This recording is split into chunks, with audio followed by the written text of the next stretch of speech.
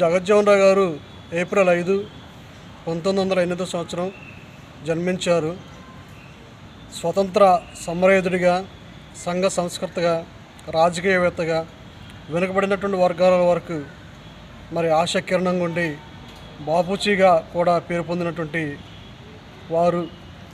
భారత పార్లమెంట్లో 40 ఏళ్ల పాటు వివిధ పదవులు నిర్వహించినటువంటి ఘనత మన భారత పార్లమెంట్లో 40 ఏళ్ల పాటు వివిధ పదవులు నిర్వహించడమే కాకుండా ఉప ప్రధానిగా వ్యవహరించారు. 1935 అంటరాని వారికి సమానత్వం కోసం అంకితమైనటువంటి all India defect complex league అనే సంస్థను స్థాపించడంలో అతను ఎంతో కీలకమైనటువంటి పాత్ర పోషించాడు. 1937 బీహార్ శాసనసభకు ఎన్నికై ఆ తర్వాత గ్రామీణ కార్మిక ఉద్యమాన్ని నిర్వహించాడు. మనం బాబు జగజ్జీవన్ రావు గారి యొక్క పుట్టుక గురించి చూసినట్లయితే, బాబు జగజ్జీవన్ రావు గారు బీహార్లోని అర్రా సమీపంలోని చంద్వాలు భారతీయ కుల వ్యవస్థలో చమ్మర్ కులంలో జన్మించాడు. ఆయనకు ఒక అన్నయ్య పేరు సంత్లాల్, 3 సోదరీమణులు ఉన్నారు. అతని తండ్రి సోమరామ్ గారు, తల్లి వసంతిదేవి. తండ్రి బ్రిటిష్ భారతీయ సైన్యంలో పనిచేసేటువంటి వాడు. కొన్ని అనివార్య కారణాల వలన ఆ యొక్క ఉద్యోగం నుండి రాజీనామా చేసి తర్వాత తన సొంత గ్రామానికి వచ్చి సొంత గ్రామంలో వ్యవసాయం చేసుకుంటూ భూమి సాగు చేసేటువంటి వాడు. అతను చాలా చేతి నైపుణ్యం కలిగినటువంటి వాడు. అనేకమైనటువంటి పుస్తకాలను రాసి అనలేని ఘనతను పొందినటువంటి వాడిగా ఉన్నాడు. 1914 బాబు జగజ్జీవన్ రావు గారు స్కూల్ అభ్యాసం ప్రారంభించడం జరిగింది. అతని తండ్రి అకాల మరణంతో ఆ కుటుంబ బాధ్యత మొత్తం కూడా తన తల్లిగారి మీద భరించారు. అతను 1920 అర్రాలోని అగర్వాల్ మిడిల్ స్కూల్లో చేరాడు. అక్కడ మొదటిసారిగా బోధన అధ్యయనం చేసి ఆంగ్ల భాష నేర్చుకున్నటువంటి వాళ్ళు అగ్రగణ్యుడు. 1922 అర్రా టౌన్లో స్కూల్లో చేరాడు. అక్కడ పాఠశాలలో చదువుతున్నప్పుడు అతనికి కొన్ని సంఘటనలు ఎదురైనాయి. ఆ సంఘటనలు ఏంటంటే, మనం చూసినట్లయితే కుల వివక్షత ఎదుర్కోవడం జరిగింది. అక్కడ స్కూల్లో 2 నీటి కుండలు ఉంచడం జరిగింది. ఒకటి హిందువులకు, 2 ముస్లింలకు 2 కుండలుగా సపరేట్ పెడతాం జరిగింది. అయితే బాబు జగజ్జీవన్ రావు గారికి దాహం అయినప్పుడు ఆయన వెళ్ళి హిందువుల యొక్క కుండలో ఉన్నటువంటి మంచినీళ్ళు తాగితే అది అంటరాని వారు తాగకూడదు అని అక్కడ ఉన్నటువంటి వారు చూసి కాలేజీ ప్రిన్సిపాల్ గారికి కంప్లైంట్ అవ్వడం జరిగింది. ప్రిన్సిపాల్ గారు 3వ కుండను పెట్టినప్పుడు ఆ యొక్క కుండను బాబు జగజ్జీవన్ రావు గారు పగలగొట్టారు. మరొకసారి ప్రయత్నించి ప్రిన్సిపాల్ గారు 2వ పెట్టగా ఆ కుండను కూడా పగలగొట్టి జగజ్జీవన్ రావు గారు అంటరానితనం నిర్మూలన కోసం ఎంతగానో కృషి చేసేయడం జరిగింది. 1925 ఈ సంఘటన జరిగినప్పుడు జగజ్జీవన్ రావు గారి జీవితంలో ఒక మలుపుగా తిరగడం జరిగింది. తన మెట్రికులేషన్ మొదటి డివిజన్లో ఉత్తీర్ణత సాధించారు. 1927 బనారస్ హిందూ యూనివర్సిటీలో చేరాడు. అక్కడ అతనికి బిర్లా సంస్థ వారి యొక్క ఉపకార వేతనంతో చదవడం జరిగింది.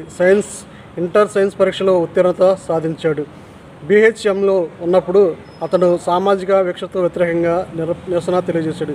షెడ్యూల్ కులాల విద్యార్థులు సమూహపరిచాడు. ఒక దళిత విద్యార్థిగా అతను స్థానిక సౌరశాలలో జుట్టు కత్తిరించుకున్నకు, వసతి గృహాల్లో భోజనం దగ్గర వివక్షత వంటి సంఘటనలు ఎదురైనప్పటికీ కూడా వాటిని ఎదిరించి నిలిచాడనమాట. అదేవిధంగా అతను BSc డిగ్రీ పొందాడు. 1937 కలకత్తా విశ్వవిద్యాలయం నుండి పట్టాభద్రుడయ్యాడు. అక్కడ అతను మళ్ళీ వివక్షత సమస్యలపై దృష్టి ఆకర్షించడానికి సమావేశాలను నిర్వహించాడు. మహాత్మా గాంధీ గారు ప్రారంభించినటువంటి అంటరానితనం వ్యతిరేక ఉద్యమంలో పాల్గొని చైతన్యవంతులో చాలా చురుకైనటువంటి నేతాజీ సుభాష్ చంద్రబోస్ గారు కలకత్తాలో 1928 వెల్లింగ్టన్ స్కర్ట్లో మజ్దూర్ ర్యాలీ నిర్వహించినప్పుడు అందులో సుమారుగా 50,000 మంది పాల్గొన్నారు. మరి వినాశనకరమైనటువంటి తెగులు ఒకటి 1934 సంవత్సరంలో నేపాల్ బీహార్ భూకంపం సంభవించింది. చాలా దురదృష్టకరమైనటువంటి విషయం.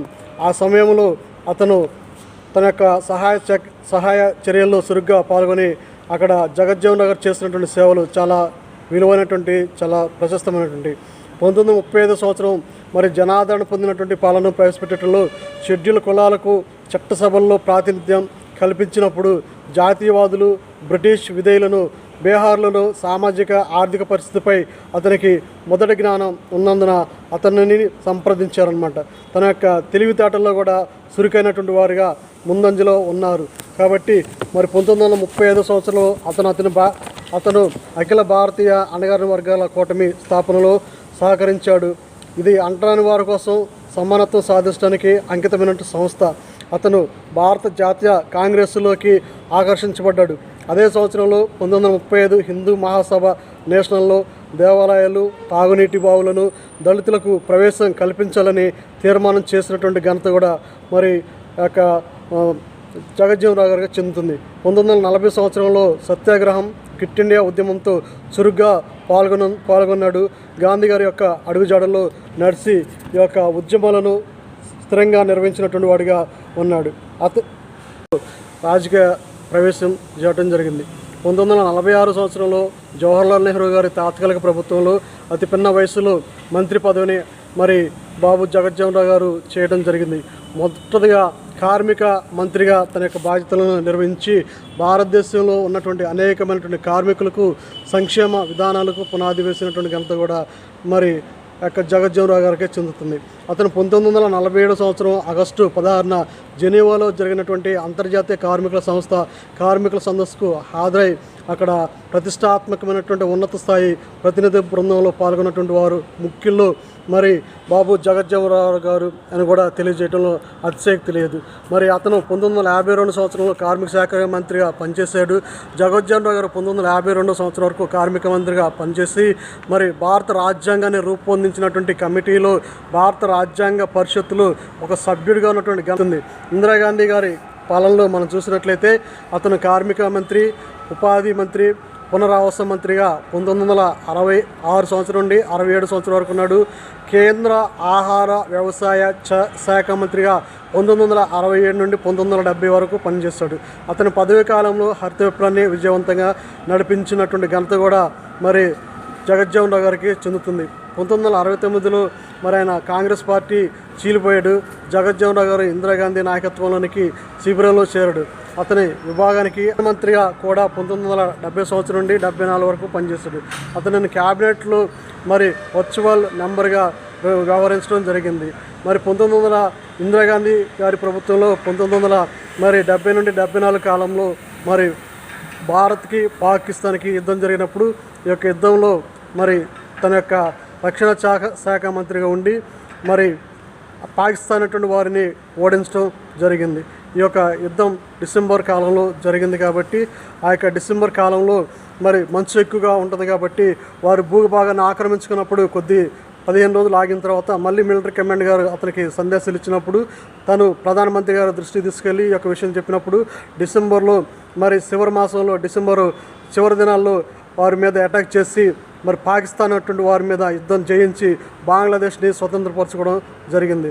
భారత అత్యవసర పరిస్థితులు కూడా చాలా వరకు ప్రధానమంత్రి ఇందిరాగాంధీ గారికి మరి విధేయుడిగా ఉండి వారి యొక్క సలహాలను తీసుకుంటూ ప్రతినిత్యం కూడా మరి తన వంతుగా కృషి చేస్తున్నటువంటి ఘనత కూడా బాబు మరి జగజ్జీవన్ రావు గారికి చెందుతుంది అన్నటువంటిది అతిశయోక్తి కాదనమాట.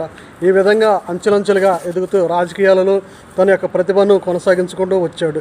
అదే కాకుండా మొరార్జీ దేశాయ్ గారి ప్రధానిగా ఉన్నప్పుడు 1977 నుండి 1979 వరకు అతను జగజ్జీవన్ రావు గారికి దక్కుతుంది. 1977 మార్చి 24న ప్రమాణ స్వీకారానికి ఆయన హాజరు కాలేదు. కానీ చివరకు జయప్రకాష్ గారి యొక్క ఆలోచన మేరకు ఆయన యొక్క సలహాల మేరకు ఆయన మరి పార్టీకి హాజరయ్యి అక్కడ పార్టీలో మరి అతని ప్రభుత్వంలో చివరి స్థానం 1977 నుండి 1979 జనతా పార్టీ మొరార్జీ దేశాయ్ ప్రభుత్వంలో భారత ఉప ప్రధానిగా చేసినటువంటి ఘనత కూడా మరి ఆ యొక్క జగజ్జీవన్ రావు గారికి చెందుతుంది.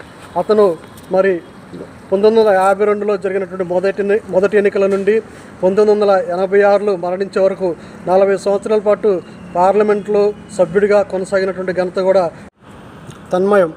అతని అంత్యక్రియల స్థలం తన్మయం స్మారక చిహ్నంగా మార్చారు. అతని జయంతిని భారతదేశంలో తన్మయం సమానత్వ దినోత్సవంగా జరుపుతారు. అతని జన్మదినోత్సవ వేడుకలు 2008 సంవత్సరంలో దేశవ్యాప్తంగా జరిగాయి. అతని మరణానంతరం అతనికి భారతరత్న ప్రదానం చేయాలని హైదరాబాదులో మరి అనేకమైనటువంటి నినాదాలు చేయడం కూడా జరిగింది. 1973లో ఆంధ్ర యూనివర్సిటీ అతనికి గౌరవ డాక్టరేట్ ప్రదానం చేసింది. 2009లో అతని 101వ జయంతి సందర్భంగా అతని విగ్రహాన్ని విశ్వవిద్యాలయ ఆవరణలో హైదరాబాద్లో ఆవిష్కరించడం జరిగింది. భారతదేశం ప్రభుత్వం ఢిల్లీలో అతని సిద్ధాంతాలను అతని యొక్క ఆచరణలను బాబు జగజ్జీవన్ రావు గారికి నేషనల్ ఫౌండేషన్ సామాజిక న్యాయ మంత్రిత్వ శాఖ ద్వారా ఏర్పాటు చేయబడింది.